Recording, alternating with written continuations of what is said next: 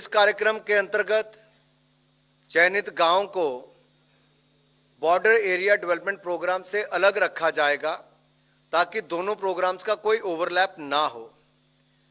यह कार्यक्रम एक सेंट्रल स्पॉन्सर्ड स्कीम के रूप में कार्यान्वित किया जाएगा, लेकिन आवश्यकता अनुसार कुछ प्रोग्राम्स में अगर कुछ कंपोनेंट्स में 100% सेंट्रल फंडिंग की आवश्यकता पड़ेगी तो उसमें भी कोई कमी नहीं रखी जाएगी।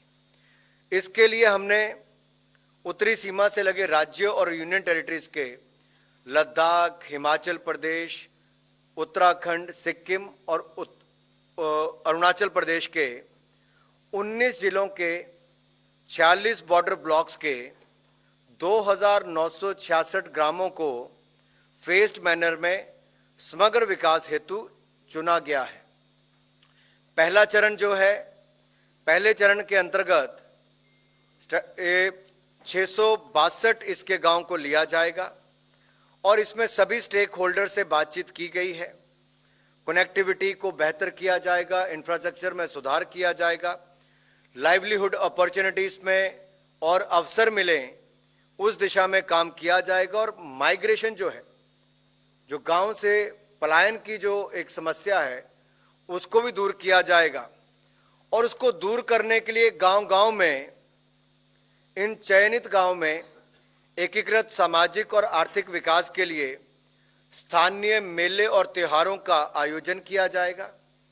टूरिज्म प्रमोशन के संबंधित गतिविधियों, सांस्कृतिक कार्यक्रमों को लेकर, खेल के टूर्नामेंट्स, कंपटीशंस करवाने के लेकर, बॉर्डर डिस्ट्रिक्ट में विद्यार्थियों के लिए सीमा दर्शन के प्रोग्राम और स्थानीय हैंडीक्राफ्ट के प्रमोशन एवं कार्यक्रमों को वहां पर बल देने का काम किया जाएगा। और यह भी सुनिश्चित किया जाएगा कि चाहे केंद्र के हों, राज्य के हों या जिला के हों, अधिकारियों को समय समय पर उन गांव में भेजा जाएगा ताकि वहां का विकास भी हो सके, वहां के समस्याओं का समाधान भी हो सके, पलायन पर रोक लग सके और वहां पर अवसर रोजगार स्वरोजगार के और नए खड़े हो सकें। तो इन गांवों को हब एंड स्पोक मॉडल पर ग्रोथ सेंटर के रूप में विकसित किया जाएगा। एंटरप्रेन्योरशिप हो, ट्रेडिशनल नॉलेज हो, स्किल डेवलपमेंट के माध्यम से युवाओं को, महिलाओं को और एम्पावर करने का काम भी किया जाएगा। कम्युनिटी ऑर्गेनाइजेशंस हो, कोऑपरेटिव सोसाइटीज हो, सेल्फ हेल्प ग्रुप्स हो या हमारी एनजीओस या एग्रीकल्चर जो यूनिवर्सिटीज है, हमारे कृषि विज्ञान केंद्र हैं, इनका भी राष्ट्रीय स्तर पर टेक्निकल यूनिवर्सिटीज की भागीदारी से इन गांव को और गांव के रहने वाले लोगों को सस्टेनेबल इकोनॉमिक एक्टिविटीज को बढ़ावा देने के लिए जोड़ा जाएगा। साथ में पीएम गति शक्ति प्रोग्राम को भी इन गांव के इंफ्रास्ट्रक्चर में वर्तमान स्थिति का आंकलन करते हुए जो इंफ्रास्ट्रक्चर गैप है उसको पूरा करने का हम लोग काम करेंगे। पहले आइडेंटिफाई करेंगे, फिर उसको पूरा करने का काम किया जाएगा। अब सैचुरेशन बेसिस पर हमें यहां पर क्या क्या करना है, ये एक आउटकम ओरिएंटेड प्रोग्राम होगा। डिफाइंड आउटकम्स के आधार पर इसकी इंडिपेंडेंट मॉनिटरिंग की जाएगी और इसमें ये जो कुछ आगे में आपको आउटकम सुनिश्चित किए जाएंगे उसका एक जानकारी देना चाहूंगा कि सैचुरेशन बेसिस पर ऑल वेदर रोड से जोड़ना ये प्राथमिकता होगी। बिजली और पानी 24 घंटे 7 दिन 365 दिन उपलब्ध कराना ये सुनिश्चित किया जाएगा और विशेष रूप से सोलर या विंड एनर्जी से इनको जोड़ा जाए, ये उसमें प्रावधान रहेगा। और मोबाइल और ब्रॉडबैंड कनेक्टिविटी उपलब्ध हम इसमें करवाएंगे। टूरिस्ट सेंटर, मल्टीपर्पज सेंटर्स और हेल्थ एंड वेलनेस सेंटर, इनका विकास वहां पर किया जाएगा। और जो केंद्र और राज्य की जो योजनाएं हैं, जितनी हमारी योजनाएं हैं, उनको कन्वर्जेंस करके 100% सैचुरेशन पॉइंट पर ले जाने का काम किया जाएगा। और इसके लिए वाइब्रेंट विलेज एक्शन प्लान ये बनाने का काम भी किया जाएगा, जिसके अंतर्गत इसको सैचुरेशन पर केंद्र और राज्य के प्रोग्राम्स को नीचे तक लागू करेंगे। इसके लिए हाई पावर्ड कमेटी का गठन किया जाएगा, क्योंकि इसमें विभिन्न मंत्रालयों की योजनाओं को लागू करने का काम किया जाएगा तो आप देखेंगे कई बार समस्या आती है कि कुछ योजनाओं को मापदंड जो उनके हैं उनके अनुसार ये शायद क्वालिफाई ना करें, तो ये कमेटी इन स्कीम्स के नॉर्म्स और प्रोविजंस को आवश्यकता अनुसार रिलैक्स करने का निर्णय भी कर सकेगी। तो एक एक चीज को बहुत बारीकी के साथ देखा गया है कि हम वाइब्रेंट विलेज एक्शन प्लान बनाएं, केंद्र और राज्य की योजनाओं को उसमें लागू करने के लिए पूरा खाका तैयार करें और इसको लागू करने के लिए सैचुरेशन पॉइंट तक लेकर जाएं और इसके लिए हाई पावर कमेटी का गठन भी किया जाएगा।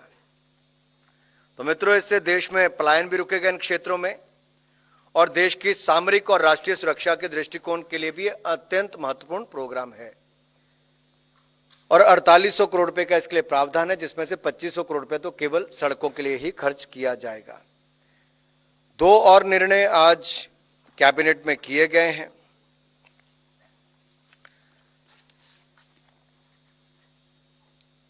Indo Tibetan border police ITBP एक बहुत महत्वपूर्ण रोल अदा करती है देश की रक्षा सुरक्षा के लिए,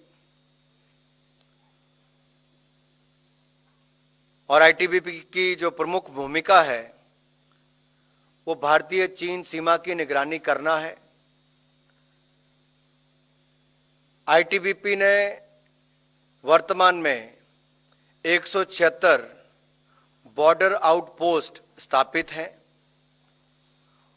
और सीमा पर निगरानी और प्रभावशाली ढंग से हो, इस आवश्यकता को देखते हुए हमारी जो कैबिनेट कमेटी ऑन सिक्योरिटी है, इसने जनवरी 2020 में, अगर आपको याद होगा, आईटीबीपी के 47 नए बॉर्डर आउटपोस्ट की स्थापना के लिए अनुमति भी दी थी और 12 स्टेजिंग कैंप्स की स्थापना को भी उस समय अनुमोदित किया था।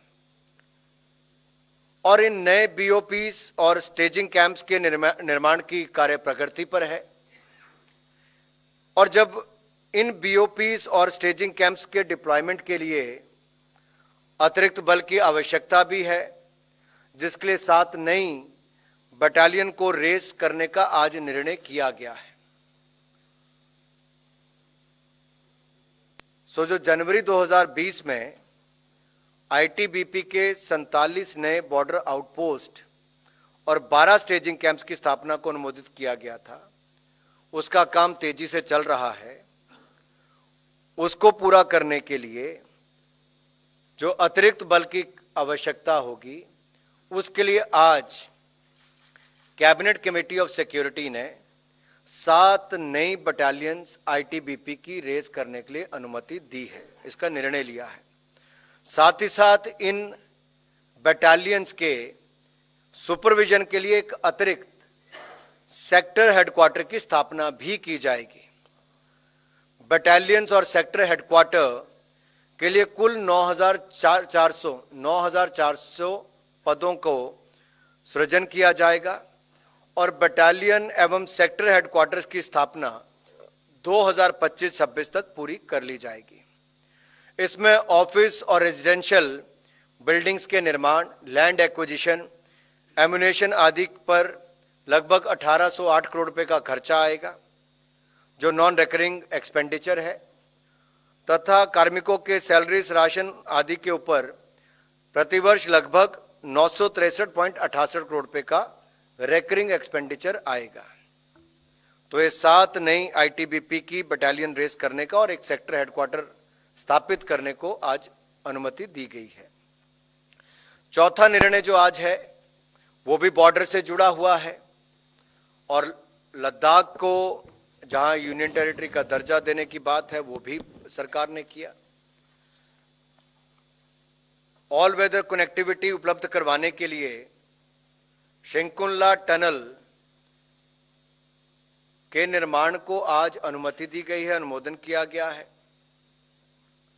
और लद्दाख को सड़क से कनेक्टिविटी के लिए अगर आप पहले देखें तो 2 प्रमुख निर्णय पहले भारत सरकार ने मोदी जी के नेतृत्व में, जहां एक और श्रीनगर कारगिल लेह नेशनल हाईवे पर जोजिला टनल, जिसका निर्माण कार्य बहुत तेजी के साथ चल रहा है, इसके अलावा मनाली, उपसी, लेह, इस पर भी अगर आप देखें तो अटल टनल देश को समर्पित नरेंद्र मोदी जी की सरकार ने की। अब जो सबसे शॉर्टेस्ट रूट है, नीमू, पदम, दारचा, इन रूटों पर, इस रूट पर शंकुतला टनल का निर्माण करने के लिए अनुमति दे दी गई है। ये ऑल वेदर कनेक्टिविटी पूरे देश भर के साथ इसको उपलब्ध करवाएगा और इसके टनल के साथ साथ अप्रोच रोड का निर्माण भी किया जाएगा। ये टनल की लंबाई 4.1 किलोमीटर होगी। सड़क सहित इस टनल का निर्माण कार्य दिसंबर 2025 तक पूर्ण कर लिया जाएगा। 1681.51 करोड़ रुपया इसके ऊपर कुल खर्चा आएगा और इस प्रोजेक्ट के क्रियान्वयन से लद्दाख को ज़ंस्कार वैली होते हुए देश के अन्य भागों से ऑल वेदर रोड के साथ जोड़ा जा सकेगा।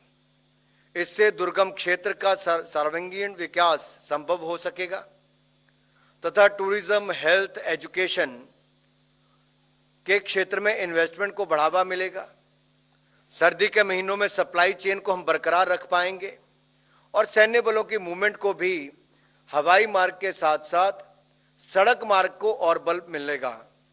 ये प्रोजेक्ट भी सामरिक और राष्ट्रीय सुरक्षा के दृष्टिकोण से महत्वपूर्ण है। तो मित्रों, जहां जोजिला टनल, अटल टनल, अब उसके बाद शंकुतला टनल, इसको भी मंजूरी दी गई है। इससे लद्दाख की कनेक्टिविटी और महत्वपूर्ण हो जाएगी और मजबूत हो जाएगी।